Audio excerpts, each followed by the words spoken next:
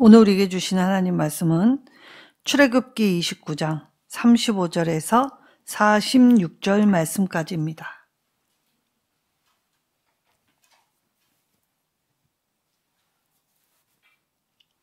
출애굽기 29장 35절에서 46절 말씀, 구약성경 127쪽입니다.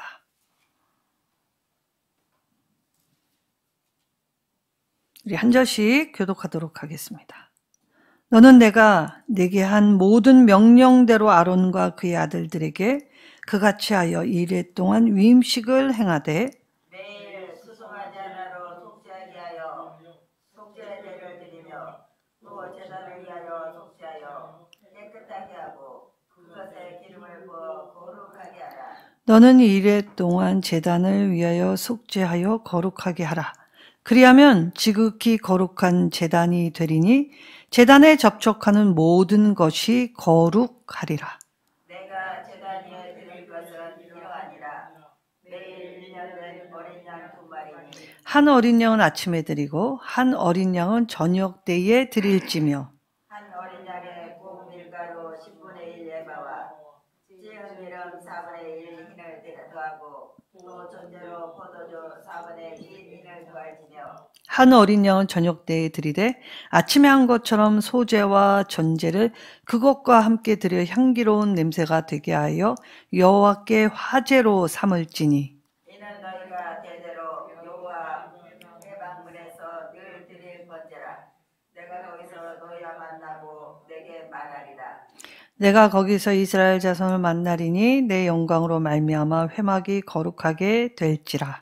내가 그 회막과 제단을 거룩하게 하며 아론과 그의 아들들도 거룩하게 하여 내게 제사장 직분을 행하게 하며 내가 이스라엘 자손 중에 거하여 그들의 하나님이 되리니 그들은 내가 그들의 하나님 여호와로서 그들 중에 거하려고 그들을 애굽 땅에서 인도하여 낸 줄을 알리라.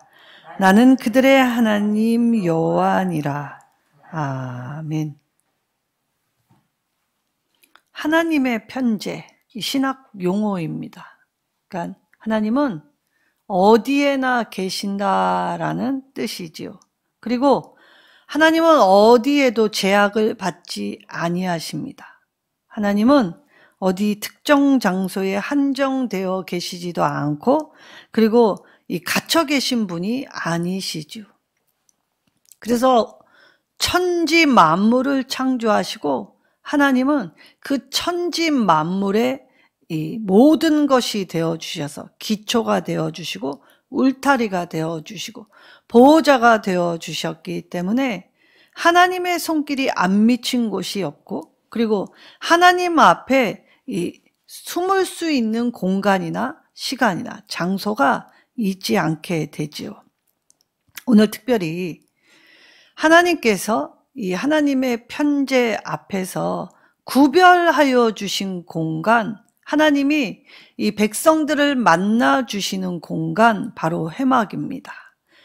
이 성막이라고도 하고 증거막이라고도 하고 그리고 성막 그리고 회막이라는 여러 가지 다양한 용어로 표현되어 있지만 사실 이 용어는 하나님의 편재 속에서 인간이 이 거룩하신 하나님과의 만남의 자체가 얼마나 큰 은혜인지를 깨닫게 될 때에 만나는 장소, 하나님은 그 만남의 장소에서 항상 그들과 함께 하심을 확실하게 그리고 알게 하여 주시죠.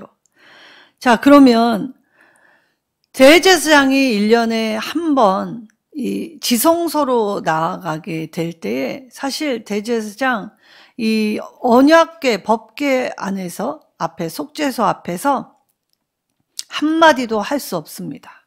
왜냐하면 침묵 명령을 받았기 때문이죠. 자, 그러면 하나님과의 만남을 통해서 물을 수 없고 그리고 말할 수 없다면 도대체 하나님은 대제사장을 어떻게 가르치실 수 있었겠습니까? 자, 제 대제사장은 이 하나님 앞에 서게 될 때 묻지 않아도 알 수 있었습니다. 하나님이 알게 해 주셨기 때문입니다. 그래서 우리가 무엇을 궁금해하고 무엇을 묻지 않아도 하나님 앞에 서면 저절로 알아지게 되지요. 종종 간증이라는 것을 통하여 여러 가지의 삶의 형태를 만납니다. 자, 기도원은 은혜 받겠다고 자기들이 시간을 내고 그리고 자기들의 일상의 삶을 떠나 하나님께 집중하는 장소가 기도원이지요. 근데 이 기도원에 모이는 사람들이 참 다채롭습니다. 병에 신음하는 사람, 문제로 허덕이는 사람, 그리고 여러 가지 피할 곳을 찾아 숨어 들어간 사람들도 기도원에 있다는 것이죠. 자, 이 간증 중에 한 사람이 지명수배범이 되어서 더 이상 친척 집이나 친구 집이나 그리고 이제 쫓겨가는 삶 속에서 지치고 힘들어서 기도원에 숨어 들었다고 합니다. 시간 좀 보내다가 잠잠해지면 나가야지라고 생각했다 하죠. 근데 거기서 기도원에서 오늘 우리 금요 기도회처럼 찬송을 부르게 되었는데 낮의 해처럼 밤의 달처럼 그렇게 살 수 없을까라는 그 한 곡의 찬송가로 그만 양심이 뜨끔하고 그리고 내가 그동안 숱하게 저질러 왔던 악행들 그리고 영혼을 상실하게 만들 뿐만이 아니라 영혼을 죽이면서 했던 일들이 떠올리기 시작하였다고 합니다. 자, 아니라는 생각으로 여기에 숨으면 가장 안전할 것이라고 생각하여 기도원에 숨어 들어갔다가 그만 찬송가 한 곡이 그 삶의 질문과 되돌아봄과 그리고 자신의 죄인임을 고백하게 만들고 그 시간들이 깊어졌을 때에 자기도 모르게 회개의 눈물이 그래서 자기가 저질렀던 죄로 인하여 상처받고 고통받고 그리고 영혼까지 무너져 내린 사람들을 향하여 아파하며 속죄 시간을 갖게 되었고 나는 지금도 변화하고 있는 중이다 라고 간증했던 이야기를 책으로 보았습니다. 자, 하나님의 편제, 우리는 손바닥을 하늘을 가리고 스스로 숨을 수 있다 생각하지만 하나님이 죄를 낱낱이 드러내시면 그 어디에도 죄악된 인간이 숨을 곳이 없지요. 특별히 하나님의 일을 하라고 부르신 사람은 더욱더 그러합니다. 자, 이 36절에 매일 숫송아지 하나로 속죄하기 위하여 속죄제를 드리며 또 제단을 위하여 속죄하여 깨끗하게 하고 라고 말씀하시죠. 자, 이때 이 매일 숫송아지 하나로 깨끗하게 해야 할 대상은 바로 대제사장이었습니다. 자, 대제사장 여전히 죄 많은 인생이지요. 그런데 그 죄 많은 인생을 하나님의 일을 하라고 부르셨기 때문에 하나님의 직임을 감당하려면 매일 자신의 죄를 속죄해야 했습니다. 그리고 난 후에 하나님께 예배하는 그 제단을 거룩하게 하기 위하여 먼저 이 거룩함을 유지하게 하기 위한 장치로 날마다 속죄제, 자신의 죄를 고백하고 자신의 죄를 하나님 앞에 불태워서 이 보혈의 피와 성령의 기름 부으심으로 날마다 훈련하여 하나님께 이 합당한 방식과 합당한 태도와 그리고 하나님이 정해 주시는 방법대로 하나님께 예배 드려야 했지요. 그래서 제단을 거룩하게 만들어야 합니다. 왜냐? 아무리 제물이 순수하고 깨끗하다고 해도 드릴 제단이 더러우면 더러움, 부정에 맞닿는 것은 깨끗한 것도 모두 부정해지기 때문이지요. 그래서 속죄제를 드린다, 제사를 날마다 드린다라는 말은 하나님께 올바른 제사로 먼저 거룩한 삶, 자신의 자신부터 되돌아보고 회개하여 하나님 앞에 내가 누구인가, 나는 무엇 때문에 부름을 받았는가를 날마다 떠올리는 사람이 되어야 한다라고 하셨습니다. 이때 대제사장이나 제사장들이나 매일매일 하는 일이 있죠. 바로 오늘 본문에 나와 있는 상번제입니다. 자, 상번제는 아침에 드리고 저녁에 드린다라는 뜻입니다. 그러니까 하루를 시작할 때 처음 시작도 하나님께 드리고, 그리고 하루를 마치게 될 때에도 하나님께 드린다. 그러니까 나의 온 인생을, 그리고 나의 한 날을 모두 하나님으로 시작하여 하나님으로 마치겠다라는 결단. 그래서 매일 끊임없이 날마다 계속한다라는 뜻입니다. 그러니까 신앙생활은 잠깐 반짝하는 것이 아니라 날마다 훈련하며 지속적으로 해야 하는 일임을 말씀해 주시지요. 하나님과의 교제는 이 뜀뜀하면 안 됩니다. 그리하여 하나님이 이 제사 안에서 오늘 회막 안에 있는 기물을 설명해 주시면서, 자, 우리가 오늘 성막에 들어가면 금초대, 자, 금초대는 말씀을 의미한다고 하였고, 우리가 다음 시간에 살펴볼 분향단에는 성도의 기도를 의미한다고 말씀드렸습니다. 그러니까 말씀과 기도는 우리가 해야 하는 일입니다. 날마다 해야 하는 일이지요. 그리고 여기에 이 떡상이 있습니다. 떡상은 이 소재, 가루로 부수어서, 그래서 이 유일하게 곡식으로 드리는 제사이지요.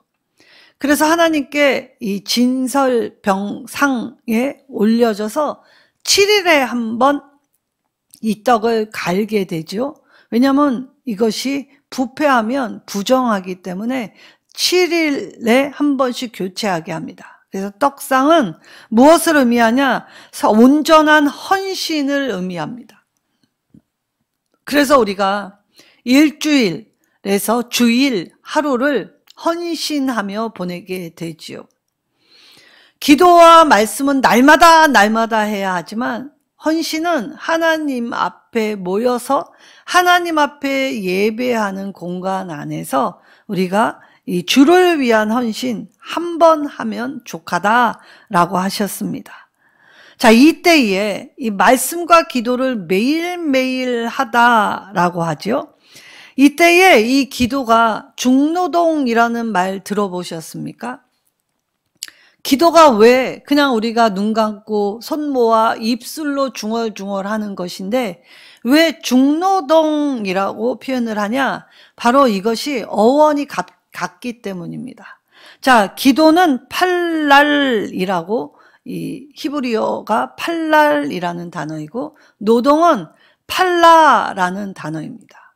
그래서 어원이 같기 때문에 노동과 기도는 같은 어원, 같은 동의어로 보게 되지요. 그래서 기도는 노동이다 라고 하였던 것입니다. 예수님이 겟세마네에서 기도할 때 누가는 어떻게 표현합니까? 땀방울이 핏방울이 되듯 변하듯 그렇게 기도하셨다. 사력을 다한 기도라고 하여 땀방울이 핏방울이 될 정도로. 자, 실제 이 말이 경주를 하게 될 때에 이 경주마가 사력을 다해서 달리게 될 때에 이 말들의 자잘한 이 실핏줄이 터질 때, 그때 이 말이 이 흘리는 땀이 이 핏물이 배어나와 실제 피처럼 보인다고 하지요.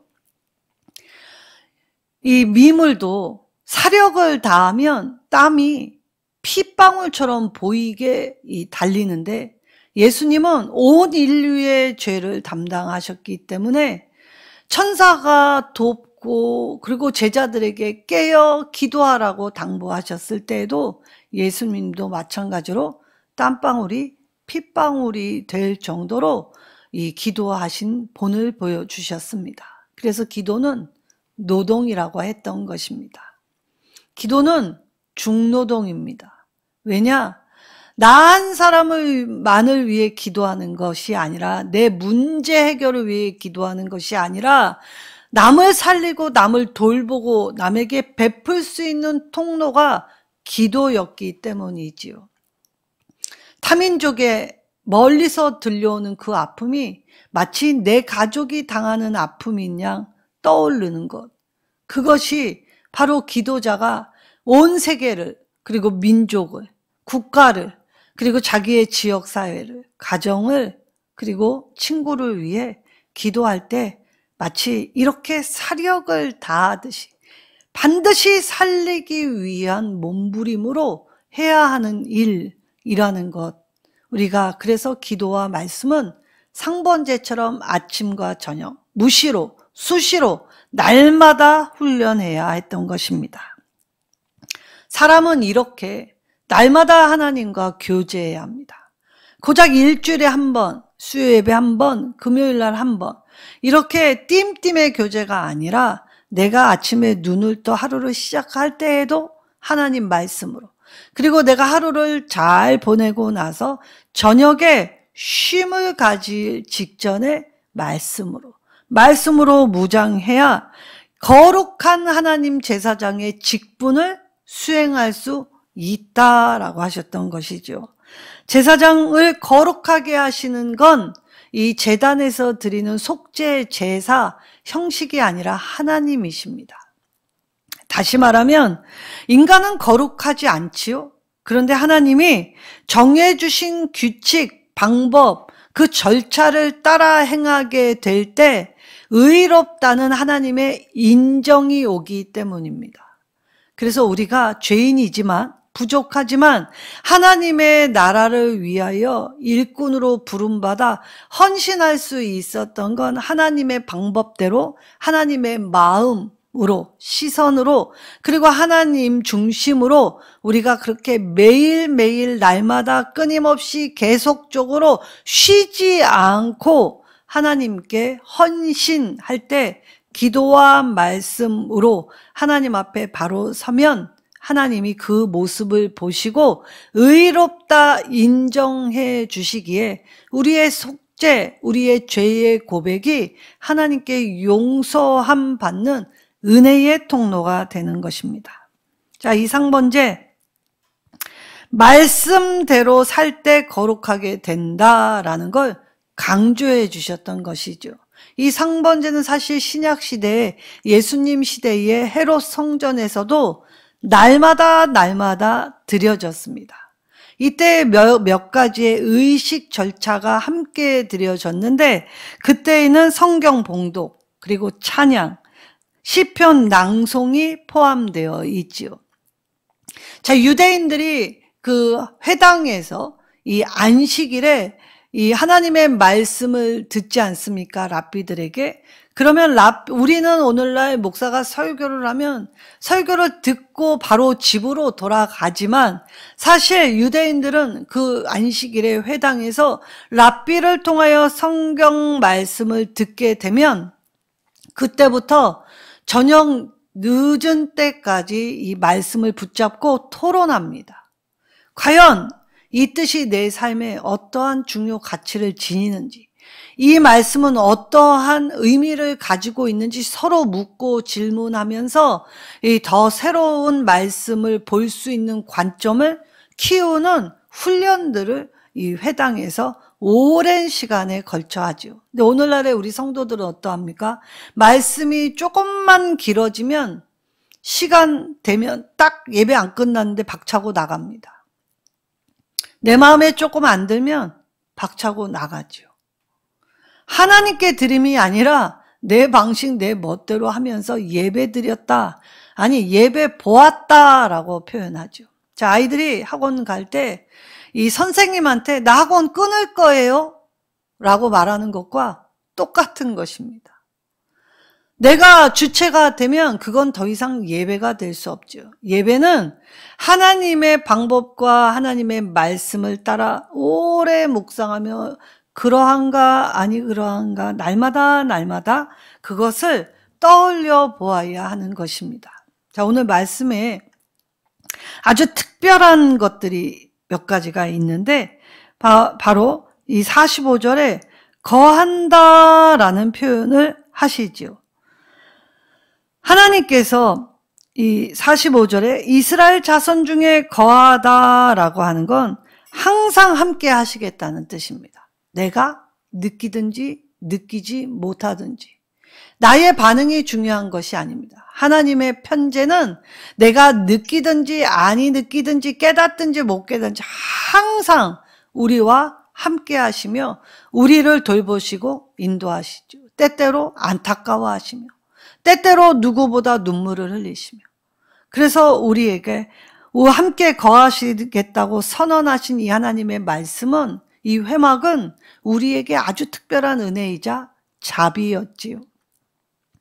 아카도어로 거룩이라는 뜻이 정화하다라는 뜻입니다. 자, 여기에서 악한, 사악한 영을 몰아내다라는 이 뜻을 가지고 이 동의어가 이 사악한 영을 몰아내다라는 이 동의어가 있습니다. 거룩에는 사악한 영. 그래서 우리가 이 거룩한 일, 하나님께 예배 드리는 것 안에서 찬양이라는 단어 안에는 생각을 잘라내다라는 뜻이 가지고 있습니다. 찬양할 때 우리가 말씀 잘 듣는 것 같지만 속으로 딴 생각하고 그리고 이 하나님의 말씀에 아멘 아멘 하는 것 같지만 실상 그 말씀의 의미와 깊이를 깨닫지 못하면서 옳게 보이려는 행위, 그걸 잘라내는 것이 찬양이죠. 그래서 찬양은 능력이 있습니다.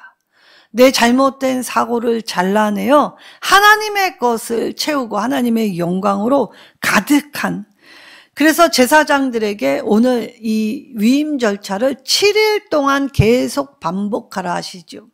제단에서 동물의 피와 그리고 물, 성령의 기름을 반복적으로 훈련시키시면서 이 정화의 과정을 밟게 하셔서 이제 하나님 나라의 일을 감당할 수 있는 자가 되게 하여 주셨지요. 자, 우리가 하루의 시작과 마무리를 하나님과 함께 한다라는 말은 모든 좋은 것은 다 하나님으로부터 옵니다라는 믿음의 고백입니다. 나의 하루를 지켜주셔서 감사합니다. 그리고 내가 하루를 시작할 수 있게 해주셔서 감사합니다. 바로 감사가 곧 찬양이지요. 하나님 앞에 이렇게 믿음의 고백을 하게 될 때 하나님은 자신의 모습을 드러내시겠다라고 하면서 42절에서 44절의 말씀 안에 4번이나 이것을 반복하여 말씀하십니다. 내가 너희와 만나고 그리고 이스라엘 자손을 만나리니 그리하여 이 이스라엘 자손 중에 거할 때 그 거하다도 만남의 장소를 의미하기 때문에 하나님이 이 우리를 만나 주시는 건 우리의 우매함과 우리의 잘못된 것을 고쳐서 거룩, 악한 사악한 생각으로부터 그리고 잘못된 죄악으로부터 벗어나 참 자유를 주시려는 하나님의 은혜셨지요. 그래서 하나님은 만남을 통해 무엇을?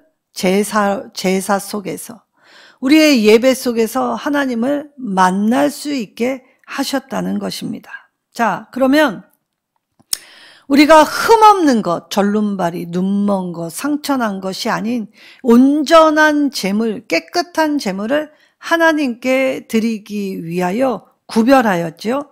그러나 제단이 더러워지면 아무리 깨끗한 제물을 준비하였다 한들 모두가 다 더러워진다라고 말씀드렸습니다. 그러나 이 단을 깨끗이 하라라는 말이 단 자체가 신성력을 가지고 있는 것이 아니죠. 정화할 수 있는 능력을 가지고 있는 것.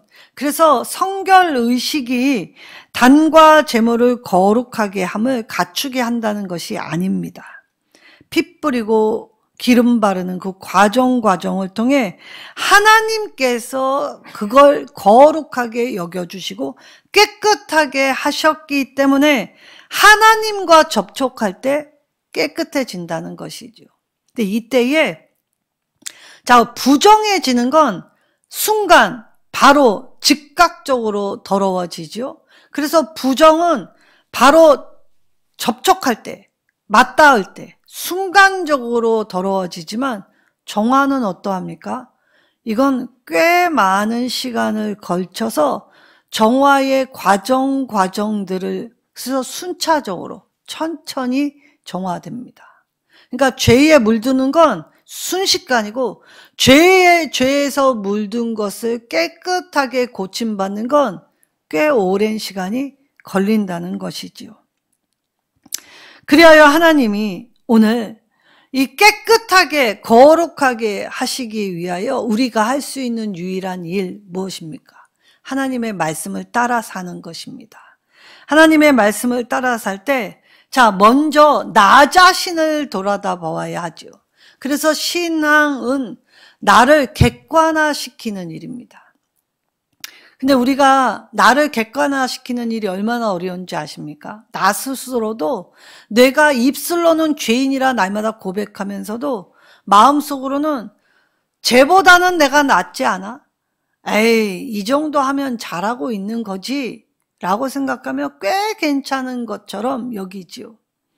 그래서 신앙의 객관화는 내 주관적인 생각에 에이, 이 정도면 괜찮겠지, 잘하는 것이겠지가 아니라 말씀을 비춰보면서 이건 내가 잘못이라고 생각해 본 적이 없는데 이것도 잘못된 모습이구나. 그래서 하나님의 말씀 앞에 철저히 나를 들여다볼 때에 누군가를 떠올리는 일이 아니라 말씀을 들을 때 이 말씀은 누가 꼭 들어야 되는데 하필 그날 안 오는 말씀을 들을 기가 없군 이렇게 하는 것이 아니라 철저히 나 자신을 들어보면 나에게 주신 말씀으로 보라는 것입니다. 그래서 신앙은 하나님의 시각으로 나 자신을 들여다볼 때 너무 수치스럽고 부끄럽고 창피하고 어리석고 무지하고 잘못된 것이 참 많았구나. 그래서 내 스스로 주님 앞에 무릎 꿇고 그걸 인정하는 것이 신앙생활의 이 초석을 다지는 일입니다. 그리하여 신앙의 객관화, 나를 들여다보면 하나님은 우리의 연약함을 누구보다 알고 계시기 때문에 우리의 연약함을 말할 수 없는 탄식으로 친히 강구하시고 도우시고 붙잡아 주시죠. 홀로 가게 하시지 않는다는 것입니다. 그리하여 오늘 제사장은 백성과 또 백성을 섬기는 일을 하기에 앞서 상번제를 통하여 먼저 하나님과 교제하는 일에 힘쓰는 일, 스스로 먼저 해야 하는 일이 되었지요. 그리고 자신의 죄를 고백해야 했습니다. 그리하여 이 일을 통하여서 하나님 백성으로 하나님의 맡겨진 직분을 아름답게 조화롭게 만들기 위하여 온전한 헌신, 하나님께 나를 바친다. 하나님께 나를 드린다. 그리고 하나님과 함께 하겠다라는 결단과 그리고 하나님 앞에 이것을 매일매일 끊임없이 날마다 한결같이 늘 지속적으로 할 때 오늘 내가 거기서 만난 그 하나님의 말씀 앞에 내가 묻고 싶은 것이 참 많았지만 주님 앞에 서면 질문하지 않아도 저절로 깨닫게 하여 주시지요. 그리하여 질문할 필요가 없었던 것입니다. 그래서 대제사장은 침묵 명령을 받았지만 이미 말하지 않아도 다 알 수 있게 하셨지요. 그래서 대제사장이 하나님과 만날 때에 자기가 묻고 싶은 걸 묻지도 않았는데 알게 하신 하나님 앞에 저절로 자신의 무릎을 꺾었던 것이죠. 그리고 머리를 숙일 수밖에 없었습니다. 하나님의 능력과 은총으로 거룩해지기 때문에 죄인인 우리는 이 하나님을 붙들어야 합니다. 죄인이 하나님을 붙들게 해주신 것만으로도 엄청나고 특별한 은혜이지요. 하나님은 죄를 싫어하시는데 죄인을 사랑하시는 아이러니. 그래서 하나님은 늘 죄인을 안타깝게 여기시며 끊임없이 기회를 주시고 천년, 만년을 하루같이 기다려주고 계십니다.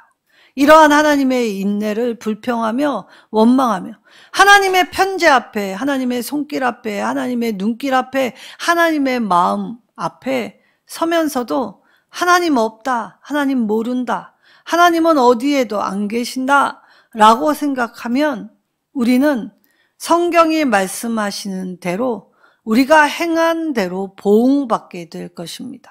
그러나 약하디 약한 우리가 죄인임을 인정하고 하나님의 시각으로 나를 들여다보며 나를 객관화하는 일, 주관적인 사고가 아닌 말씀의 객관화로 내 잘못을 스스로 인정하고 돌이키려고 노력할 때 하나님은 그걸 귀하게 여기시고 하나님의 거룩에 다 깨끗하게 하시며 나아가 정결하다고 깨끗하다고 의인으로 인쳐주실 때 우리는 비로소 하나님의 능력 힘입어 깨끗해지고 거룩해질 수 있지요. 하나님을 의지함으로 거룩해지는 성도님들 되시기를 소원합니다. 문제가 해결되는 거 기뻐하지 말고 우리를 연약한 우리를 만나주시는 하나님을 기뻐하십시오. 예수님이 뭐라고 하셨습니까? 귀신이 나가 쫓고 질병이 고쳐지는 것, 그걸 기뻐하지 말고 하나님 나라의 생명책에 이름이 기록한, 그래서 내가 하나님의 사람으로 살 수 있다는 그 한 가지를 기뻐하라 하십니다.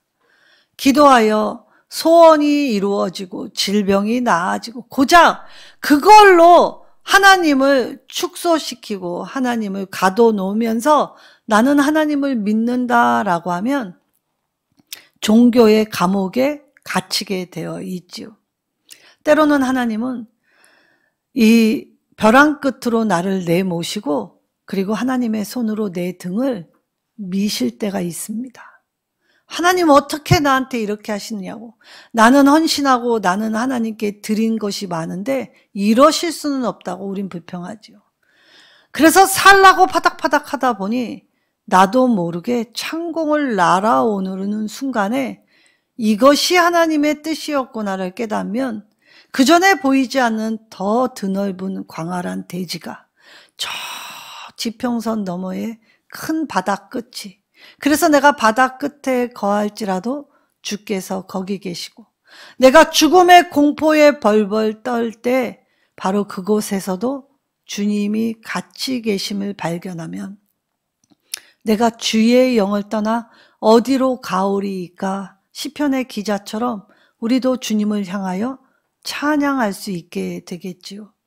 하나님의 편지 앞에 우리가 이 대지상이 묻지 않아도 깨달아지는 것처럼 오늘 하나님의 말씀을 들을 때 성령님께서 저와 여러분의 약함을 붙들어 주시고 저와 여러분의 어리석음을 하나님의 지혜로 감당하게 바꾸어 주시며 미움받을 수 있는 용기마저도 간직하며 이 세상의 불의에 대응하는 자가 될 때에 문제 해결이 아닌 하나님으로 가득하여 하나님으로 채워질 때 하나님이 내 삶을 통하여 이루실 큰 일 기대하시는 저와 여러분 되시기를 소망합니다.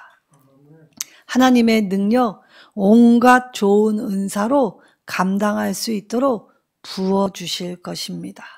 하나님의 편지 앞에 잠잠히 겸손히 무릎 꿇어 엎드려 경배하는, 그래서 우리의 예배를 받으시는 하나님 앞에 겸비하는 자세로 하나님과 동행하시는, 그래서 하나님이 내 안에 거하고 내가 하나님 안에 거하시는 일선 누림의 성도들, 가정들 되시기를 예수님의 이름으로 축원합니다. 오늘 이 주신 말씀 떠올리며 하나님의 능력을 고작 내 협소한 마음밭에 가두지 않게, 내 불평과 내 원망의 이 감옥에 주님을 가둬두지 않게 하나님 참되게 예배하는 예배의 자세를 갖춰서 하나님을 만나 하나님이 우리에게 알게 해주시는 모든 것 앞에서 이제 설사 죽는다 할지라도 죽으면 죽으리다 라는 신앙으로 영원하신 하나님과 함께하는 일선 누림의 성도들 내가 되게 해달라고 우리 주여 한번 부르짖고 간절히 기도하겠습니다.